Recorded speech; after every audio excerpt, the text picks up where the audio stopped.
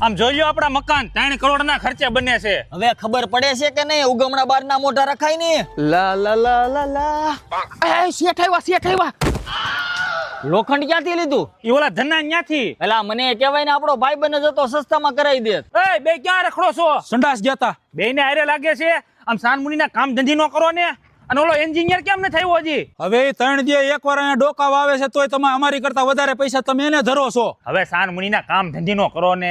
હવે આવા કડિયા હોય મને કીધું હોત તો. આમ જો આની અંદરથી હોનાનો ઘડો નીકળે ને એટલે સાનું મુનું આપણે ભાગ પાડી લેવું, શેઠને નથી કહેવાનું. આમ જો મહેમાન આપણા અહીંયા 10 બાય 10 નું બાથરૂમ આવશે. યો બુદ્ધિ છે કે નહીં? બાથરૂમ નાવા હાટું કરો છો કે હુવા હાટું? કડિયા હું મજૂરી લેશે? 1000 રૂપિયા. એલા મને કીધું તો 500 રૂપિયામાં ગોતી દેત.